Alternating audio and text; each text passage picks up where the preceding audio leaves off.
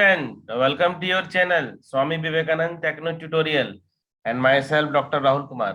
सो बच्चों, light chapter जैसा कि मैंने फर्स्ट क्लास में आप लोग को लाइट का इंट्रोडक्शन दिया था और लाइट के बारे में जो है कि जो इम्पोर्टेंट प्रॉपर्टीज होती है लाइट के बारे में, जैसा कि देख सकते हैं इसमें लाइट्स के बारे में आप लोग को बताई गई थी।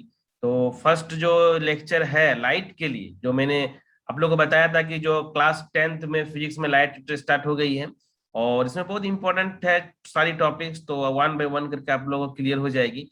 तो ये जो फर्स्ट लेक्चर आप लोग जरूर देखिए। और आज की जो क्लास है वो जो बेसिकली फोकस रहेगी रिफ्लेक्शन ऑफ लाइट, मतलब लॉ ऑफ रिफ्लेक्शंस के बारे में हम लोग डिस्कशन करेंगे। तो रिफ्लेक्शन वर्ड से ही आप लोग को समझ में आना चाहिए रिफ्लेक्शन, है ना। तो रिफ्लेक्शन का मतलब क्या होता है, तो देखिए रिफ्लेक्शन का मतलब जैसे कि कोई प्लेन सरफेस, मतलब कोई मिरर हो गया, ठीक है। जैसे कि आप लोग देख रहे हैं कि ये क्या है, एक मिरर है। ये हम लोग के पास क्या एक मिरर है। अब यदि कोई सोर्स, कोई लाइट यदि स्ट्राइक करती है, देख सकते हैं इस लाइट यदि कोई स्ट्राइक करती है इस मिरर पे, है ना। तो मिरर में क्या है, ये तो आपका जो है क्या है सेम मीडियम, मतलब जैसे ये कोई मीडियम है, ये कोई मीडियम है, मीडियम वन। तो ये जो मीडियम है इस सेम मीडियम में ही लाइट का बाउंसिंग बैक, ये देखिए लाइट जो है सेम मीडियम में वापस मुड़ जाना, है ना। लाइट का उसी मीडियम में वापस मुड़ जाना। तो ये कब हो सकता है, जब आपके पास कोई क्या होगा सरफेस होगा, मतलब मिरर होगा जिसमें रिफ्लेक्शन हो, ठीक है।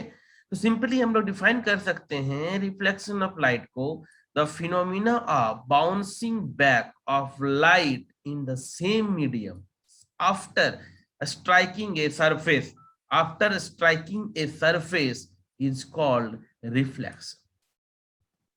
कोई भी यदि आपके पास सरफेस है, मतलब चमकीला, बोलते चमकीला सतह होना चाहिए। जैसे मिरर ही सबसे इंपॉर्टेंट एग्जांपल है, मिरर ही। तो मिरर में जब लाइट आएगी तो मिरर के पार तो नहीं जाएगी, तो बाउंसिंग बैक। तो देखिए ये जो लाइट आ रही है, this light is called incident ray, and now after striking this surface this light is bouncing back to same medium, and now this is called reflected ray। okay, now this line, this perpendicular line is the normal, इसको हम लोग normal कहते हैं। now this angle, incident ray and this normal making this angle is called angle of incidence। इसको क्या कहते हैं, angle of incidence में जनरली हम लोग आई से इसको डिनोट करते हैं, angle of incidence. and now this see the reflected ray, so this angle is called angle of reflection। तो ये जो बेसिक डायग्राम है, इस बेसिक डायग्राम को बहुत इंपॉर्टेंट है बनाना है। तो प्लेन मिरर रहेगा, सिंपली कोई लाइट आएगा, लाइट आने के बाद उसी देख सकते हैं बाउंसिंग बैक करके सेम मीडियम में, जिस मीडियम में उसी मीडियम में वापस रिफ्लेक्टेड हो जाती है। तो उसको हम लोग क्या कहते हैं, रिफ्लेक्शन ऑफ लाइट। तो रिफ्लेक्शन ऑफ लाइट में हम लोग लॉ ऑफ रिफ्लेक्शन को समझते हैं। तो ये हो गया क्या, रिफ्लेक्शन ऑफ लाइट का बेसिक डेफिनेशन। सो ओके, तो देखिए आते हैं law of reflection. Law of reflections को बेसिकली टू लॉ में हम लोग जो है कैटेगराइज किए हुए हैं, है ना। रिफ्लेक्शंस ऑफ जो लॉ है उसको हम लोग टू लॉ में, दो लॉ है इसका। फर्स्ट लॉ, तो फर्स्ट लॉ को समझेंगे और सेकंड लॉ को समझेंगे। ये बहुत इंपॉर्टेंट है बच्चों, बता रहा हूं मैं, क्योंकि एग्जाम में जो है कि कंफर्म आती है question, what is the law of reflection, write down the statement of law of reflection. So इसको अच्छे से समझिएगा तो आप लोग का 2 से 3 नंबर कंफर्म है। सो लॉ ऑफ रिफ्लेक्शन में पहला लॉ के बारे में हम लोग बात करते हैं। देखिए मैंने क्या बताया रिफ्लेक्शन में, कि कोई मिरर है, लाइट आएगी इंसिडेंट रे, है ना, और ये देख सकते हैं reflected ray. So angle of incidence i और एंगल ऑफ रिफ्लेक्शन आपका r. So first law statement क्या कह रहा है कि when a ray of light is incident on a mirror, it is reflected from the mirror in such a way that angle of incidence is equal to the angle of reflection। मतलब क्या समझ रहे हैं कि जो angle I is equal to angle R होगा, angle I is equal to angle R, means angle of incidence is equal to angle of reflection. तो ये देखिए बहुत सिंपल है, सिंपल है, समझ जाइए कि इंसिडेंट रे कहते हैं, इसको रिफ्लेक्टेड रे कहते हैं। ये एंगल को angle I, angle of incidence, this angle is angle of reflection, angle R. तो फर्स्ट लॉ में क्या कहता है, angle I is equal to angle R. So okay, हम लोग आते हैं नेक्स्ट लॉ में, जो सेकंड लॉ को समझते हैं। तो देखिए बच्चों, law of reflection second law को समझते हैं। ये भी बहुत ही बेसिक है एक्चुअली। देखिए तो समझिए बात को, है ना। जैसे ये मिरर है, ये इंसिडेंट रे है, ये रिफ्लेक्टेड रे है। देखिए ये क्या है, सभी एक ही प्लेन पे है। ये सभी क्या है, एक ही प्लेन पे है। तो सेकंड लॉ में यही कह रहा है कि the incident ray, the reflected ray and the normal, इसको कहते हैं ना बीच वाली लाइन में क्या कहते हैं, normal, at the point of incidence all lie in the same plane. सभी क्या है, एंगल ऑफ इंसिडेंस हो, एंगल रिफ्लेक्टेड रे हो, नॉर्मल हो, सभी क्या है, एक ही प्लेन पे है। सो ये क्या, ये जो है हम लोग का second law, this is called second law.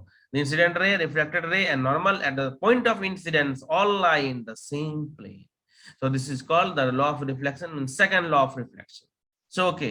तो देखिए बच्चों, अभी जो बात करते हैं कि देखिए ये जो सरफेस को देखिए, ये क्या है कि स्मूथ सरफेस है। ये इसका जो सरफेस है स्मूथ सरफेस है। यदि स्मूथ सरफेस पे यदि बात करते हैं, जो रे ऑफ लाइट आएगी, तो अभी क्या होगा बताया आपको, angle of incidence, angle of reflection, देखिए इस टाइप से।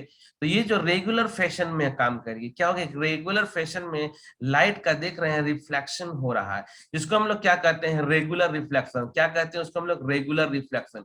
यदि रेगुलर सरफेस रहे, मतलब स्मूथ सरफेस रहे, तो रिफ्लेक्शन जो होगा दैट इज रेगुलर रिफ्लेक्शन। यही यहाँ पर देखिए सेकंड केस में, यदि हम लोगों का इरेगुलर सरफेस, देखिए सरफेस को देखिए, इरेगुलर यदि हो जाता है तो क्या होगा, यहाँ पर जो रिफ्लेक्शन होगा वो भी इरेगुलर हो जाएगा, मतलब डिफ्यूज्ड रिफ्लेक्शंस कहते हैं उसको हम लोग, क्या कहते हैं, डिफ्यूज्ड रिफ्लेक्शन।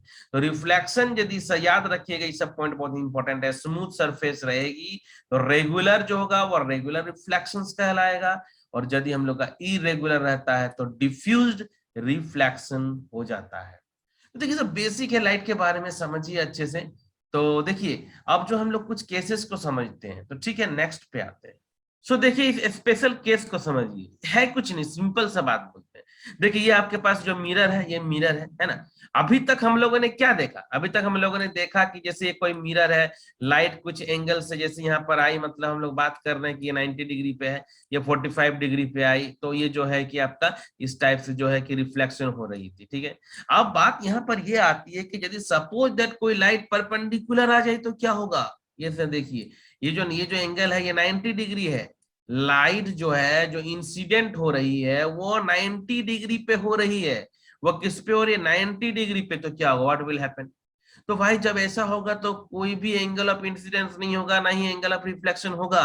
जिस, देखिए लाइट जैसे आई है वह बाउंसिंग बैक, मतलब क्या, वो सेम डायरेक्शन में बैक हो जाएगी, सेम डायरेक्शन में बैक हो जाएगी। तो ये एक सिंपल सा केस है कि समझने के लिए, कि यदि लाइट परपेंडिकुलर आती है तो सेम जैसे ऑपोजिट डायरेक्शन में वो बैक कर जाएगी, बैक हो जाएगी। सो ओके बच्चों, जैसा कि आज मैंने आप लोगों को रिफ्लेक्शंस के बारे में समझाया, मतलब लॉ ऑफ रिफ्लेक्शंस क्या होता है, तो आप लोग जो है इसका नोट्स बना लीजिए। और ये बहुत इंपॉर्टेंट क्लासेस अभी होने वाली है। तो लॉ ऑफ रिफ्लेक्शन मैंने शुरुआत किया हूँ, इसके बाद जो नेक्स्ट क्लास में आप लोगों को इमेज और ऑब्जेक्ट की फॉर्मेशंस के बारे में बताई जाएगी। So okay, okay all dear student, bye all of you, take care.